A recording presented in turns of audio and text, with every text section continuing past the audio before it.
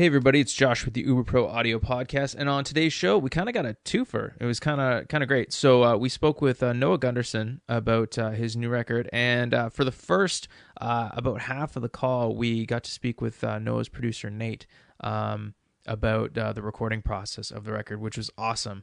I really can't recommend this album enough. I've been listening to it for about 2 weeks now, I would say.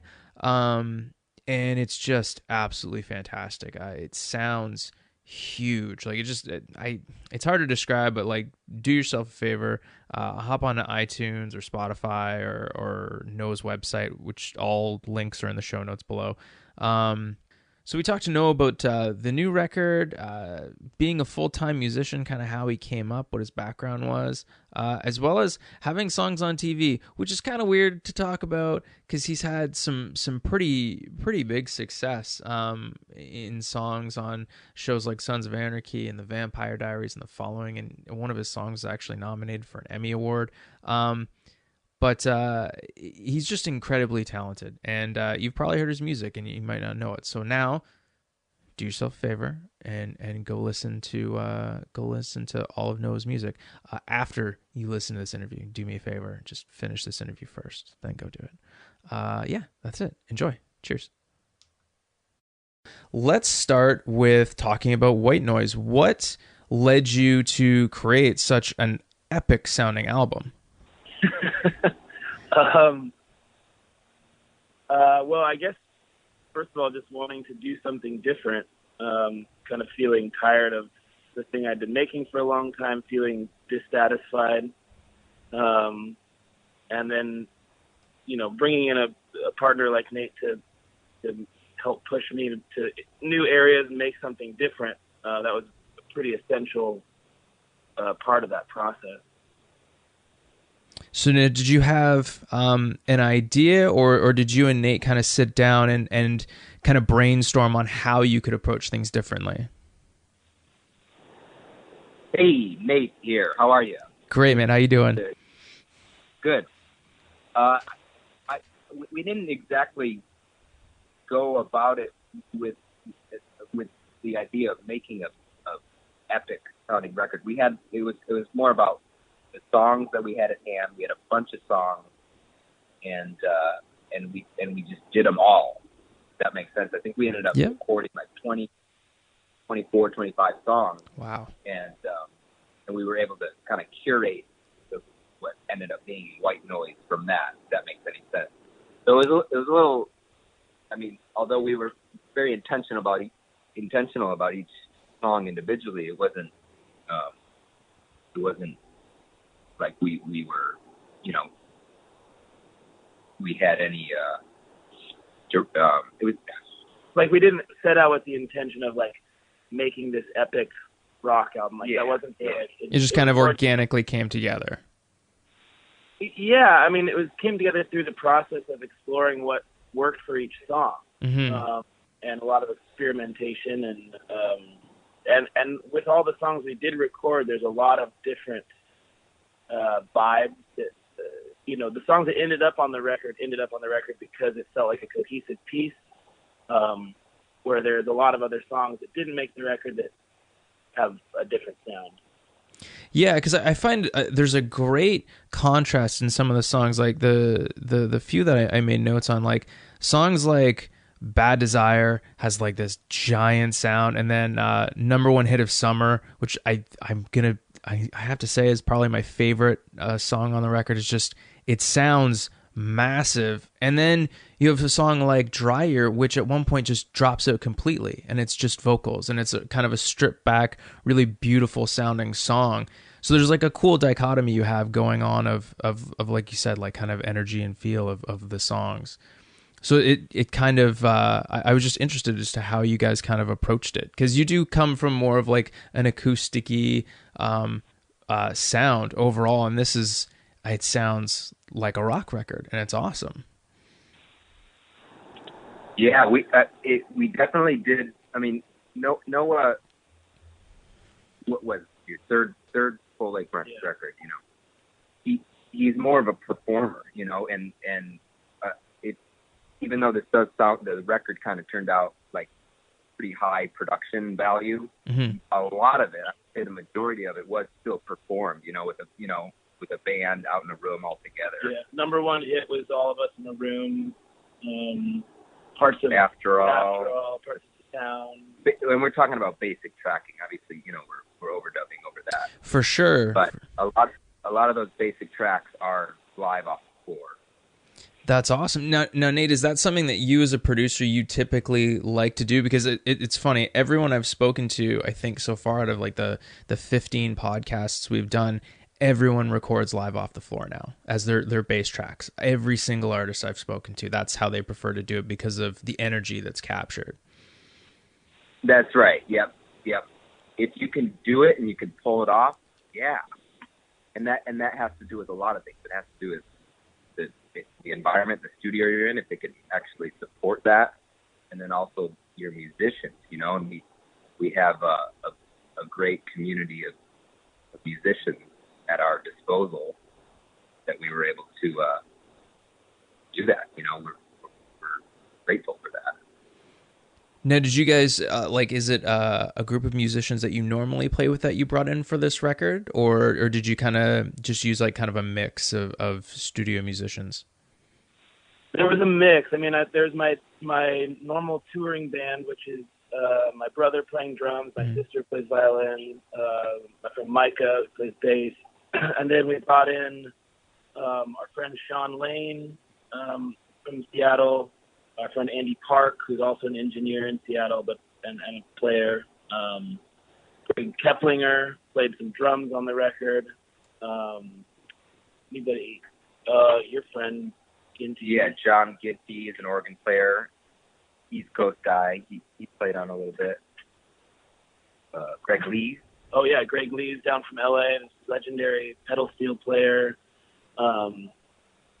So yeah, I mean I think Nate and I both tried to get as many people as possible involved because, I guess speaking for myself, like realizing that the process of creation is can be much more fruitful when it's collaborative and open instead of tight-fisted and controlled like I'm kind of used to do things. Mm-hmm. So we just tried to bring a lot of our friends in and get as many people involved and invested in the record.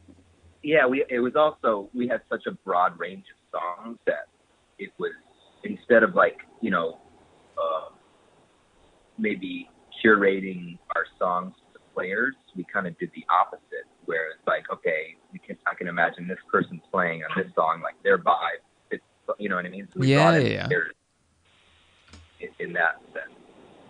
That's awesome. Now, if you don't mind my asking, how long did it take to track this record comparative to like other LPs and EPs that you've recorded in the past?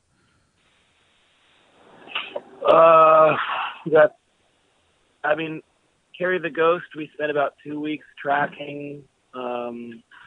Ledges was kind of a unique situation because of a lot of things, but we spent like 5. I think the first chunk was we set aside a month that we were in and out of like 2 different studios. Mm-hmm. And then I think then it was me and Noah kind of hunkered down for another month maybe. And then I think we did one more session. Right? Well, and then there was just a lot of like little things here. We have a space in Ballard called the Bait Shop where we did a lot of our rehearsing and pre-production, and then kind of just over the course of a couple months just adding things here and there. And yeah, I mean, I guess the difference is like with Noah's previous records, which I was not involved with. He booked out time, and it was like, okay, we have this amount of time in the studio, and we're gonna accomplish. We have, it's like they had to accomplish what they needed to do in that allotted time. Yeah. In this case, I like Noah said, I own a recording studio, and so we had a little bit more freedom to try things, and if we weren't liking that direction, we could, we would start over, Right. Add more, add and subtract as much as we want, and we weren't quite limited on the time or financial side of things, just because we had that flexibility. That's awesome. Now, I feel like I know the answer to this question, but like, Noah, going forward, do you think this is kind of how you would prefer to do things, given the end result? 1 second. Yeah.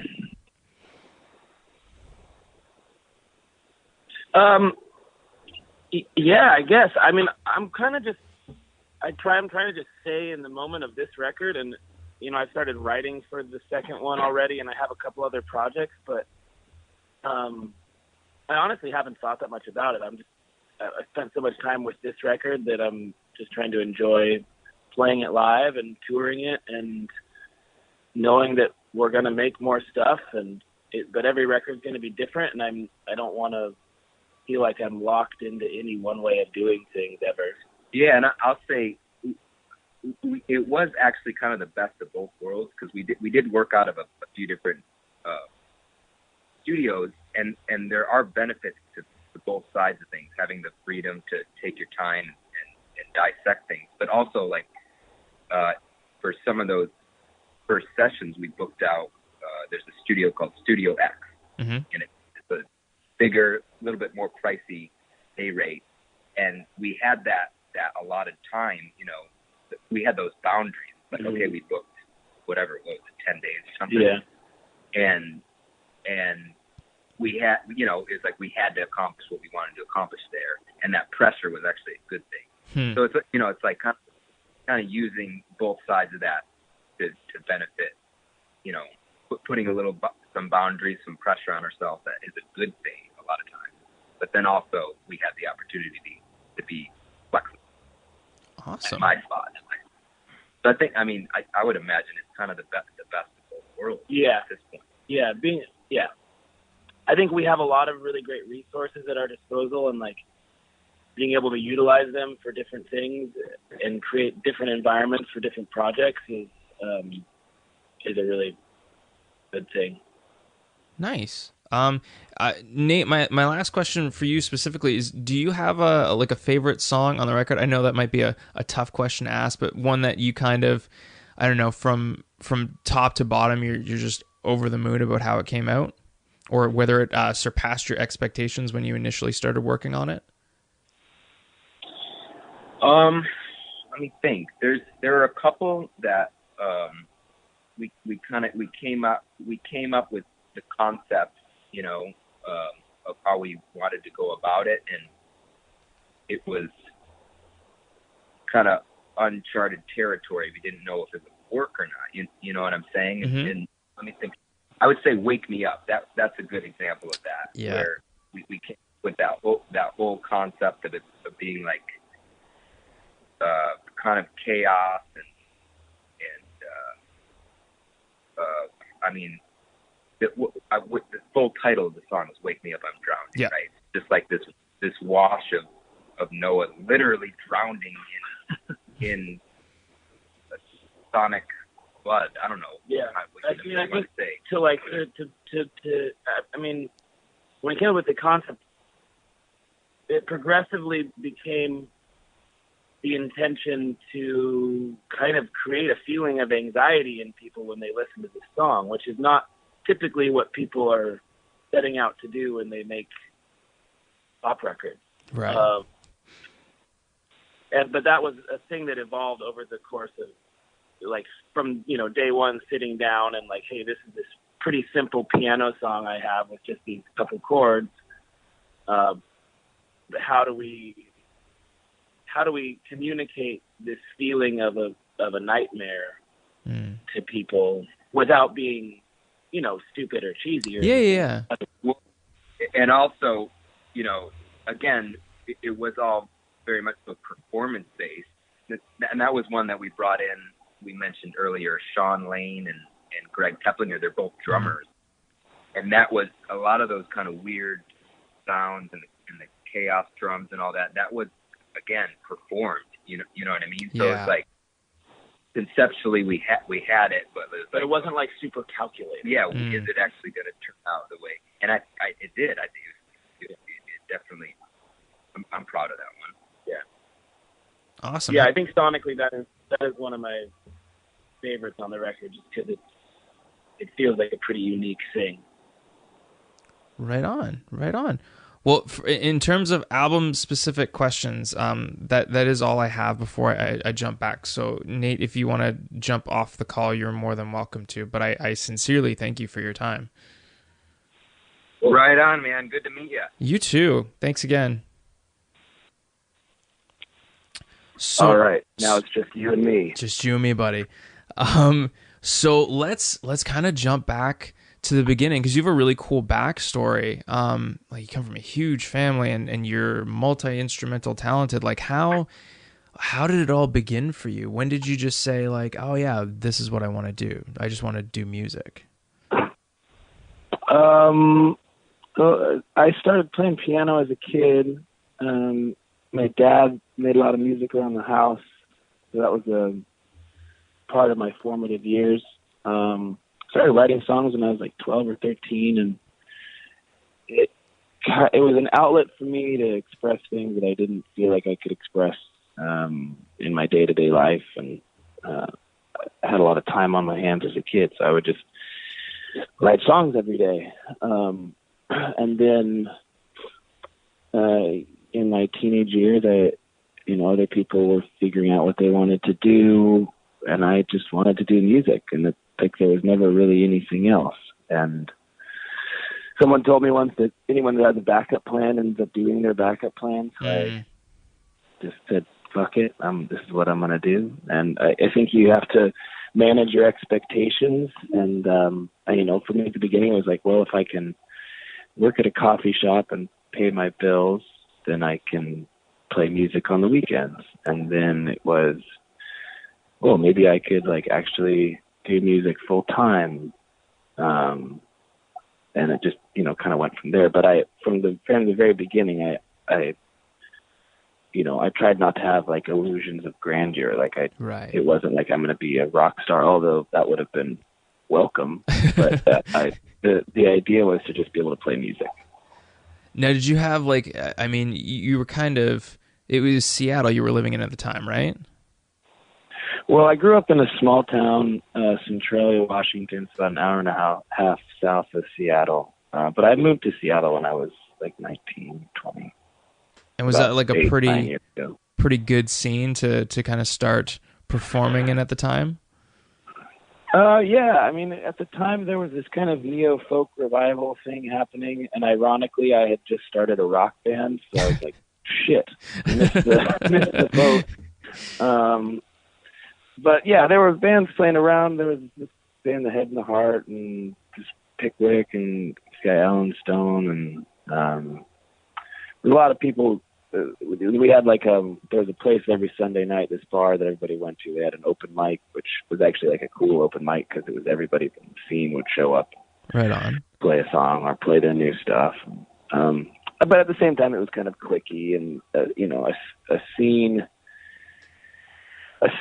like that doesn't have honestly much to do with actual creativity as much as it does people being cool, and it feels a little bit cliquey and like a high school kind of vibes. So, and I was I kind of always felt a little bit on the outside, so I was a little bit jaded already at 20, 21. But now I think some of the people that Nate was mentioning earlier, like Andy and Sean and a bunch of other guys that are just really into making things. And I think that's the cool thing about the community that we have now is that it's really centered around creating more so than being seen or being a scene. So yeah, I mean, yeah. So now, do you think kind of following that mindset led you to a lot of the opportunities that kind of came your way? I have no idea. I think I just got lucky a lot of the time. I think the music industry is a lot of luck because there's plenty of very talented people that work very hard that don't make it. but it's a combination of luck, a lot of hard work, just, perseverance and patience, and then just being in the right place at the right time. I guess that kind of ties into luck. So I just tried to be in a lot of places at a lot of times. But it's just like a lot of learning along the way. You start playing small shows, you meet people, you try to build a fan base, you treat your fans well, and you keep playing and keep trying to grow as an artist and, as a player, and you keep touring. And there's no real shortcut that I have been able to find. You just get out there and you work. Now, kind of following that mindset of just going out there and working, you've played in multiple projects over the years. Like since you beginning, you played in, I believe, 3 different bands, if I've read correctly. Yeah, I think so. There's a few. And did that kind of just was that spawned out of your desire to play different genres of music, or almost basically just to keep active? Both for sure. Especially now, I feel like I've hit kind of a really positive creative stride. And a lot of that comes from like opening myself up to letting other people be involved in my creative life. Mm-hmm. So now I've got, my thing. I've got this Young in the City band. I've got this other project called Viscous that I'm working on. And then there's a couple other things in the bag too. It's nice to not be limited by a genre. I mean, with this record in particular, I think I kind of set myself up to kind of be able to do whatever I want and to defy any kind of traditional singer-songwriter box, because the record is so all over the place. And, I want to keep doing that with my music and with other projects, just because I like a ton of different music, and I don't ever want to feel like I have to make one thing. That's awesome. And you kind of segued perfectly into my next question is, who inspires you as an artist? Like to your point, you pull from so many genres. Like who do you listen to, or who have you listened to that you're like, I really like what they got going on? Well, I mean, it's hard to say because I feel like I've gotten to a place now where when I listen to music, it's more out of just enjoyment than seeking inspiration. Realizing that everyone has a unique, different voice, and that, I can love the new St. Vincent record, but I don't need to try and sound like her, because she's, if she was doing that with somebody else, then she wouldn't sound like her. Right. If that makes any sense. No, it does. Yeah.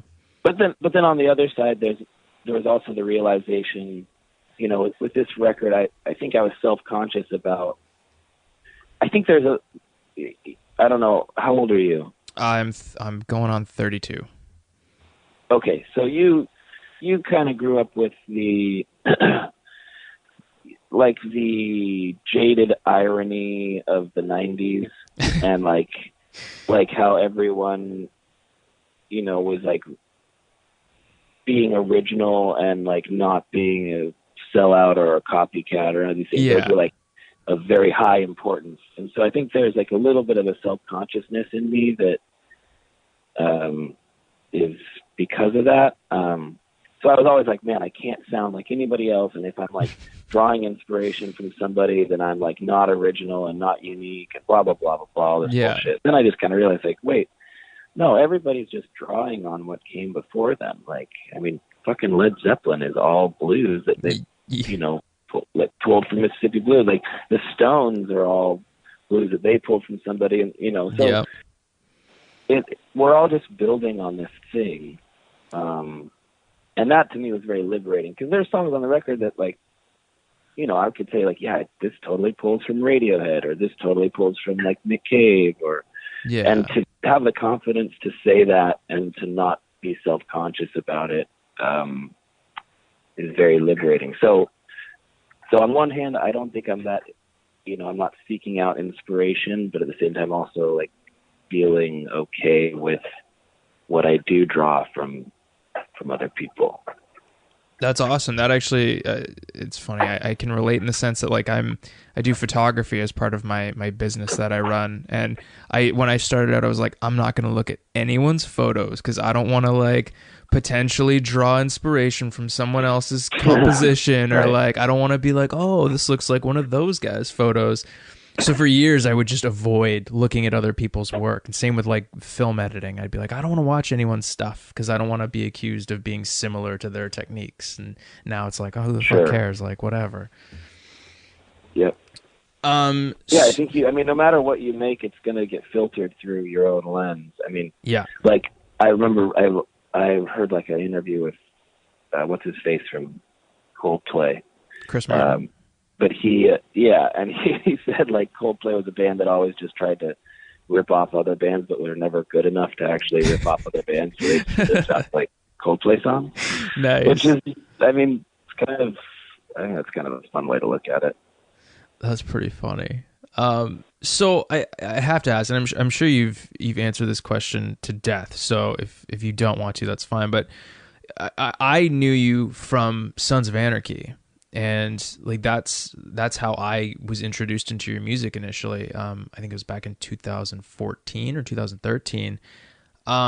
What was that whole process like? Like you were, from what I've read and can see online, like you were handpicked to be part of that show. Yeah. I mean, it's all.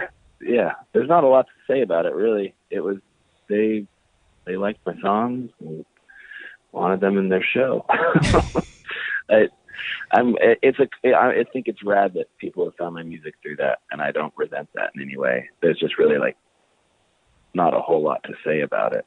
Was it? And I ask you this from one creative to another. Did you watch it when it was on TV? I watched the episodes that I had songs on. Yeah, which gave me a kind of interesting perspective of the show because they would always put my songs over like really fucked up episodes. Yeah. So I'd be like, man, this show is pretty fucking dark, which I think it is. At times, yeah, for sure. Yeah. I don't know. It's weird like being associated with a television show, but at the same time, like the fans of that show are pretty cool people for the most part, and they're pretty dedicated to a television show. Yeah. But also like to the things that are associated with the television show. So like I've made some really great dedicated fans by association. And I'm very grateful for that. That's awesome. So my second last question for you, I hope I'm not taking up too much of your time, is about your guitar playing. So we actually are a guitar-based website, and I was just curious as to like how you've kind of developed your style over the years of playing guitar, and if there are practice routines you follow, or if you're like you just kind of wing it and whatever sounds good to you. Well, I taught myself how to play guitar on acoustic, so like my thing has been very chord and rhythm based since the beginning. I took a few lessons I worked at a guitar shop for a while and was taking some lessons there. I've never been a super technical player. Like I know like my basics, I know my pentatonic scales and some chords, but a lot of it's just been about feel and tone and like what if I think I play based off how I'm inspired by sounds. So yeah, I don't know if that answers your question. A little, yeah. Yeah. And my last question for you just is about your upcoming tour. You're about to do a whole slew of dates coming up. We're on tour. You're right on now. Tour. Oh man, forgive me. My notes are a little off. Right. I thought you started tour tomorrow. Nope, we started about 2.5 weeks ago, so we're actually doing this interview on the bus right now. Oh man, well that's awesome. So how's it been going then? It's been very good. Yeah, we've had a lot of really great shows. It's it's a really fun album to play live. We're doing the whole album in the set. Nice. And yeah, it's been a good time. I'm enjoying being out with my band. It's a really great crew of people. That's awesome. Was it kind of a trip to have like a full band out there playing the new songs? I mean, I've toured with a full band before, but this record is particularly involved. Mm-hmm. So it's very enjoyable to play. I think I'm having some of the most fun on stage that I've maybe ever had. That's awesome. Right on, man. Well, yeah. Where can people, for our listeners, where would they be able to find your music? Where's the best place to go for your stuff? My website, noahgundersenmusic.com. A lot of the indie record stores are carrying the records. I would say if you can go and buy them there, do that. Otherwise, there's iTunes and all the streaming things.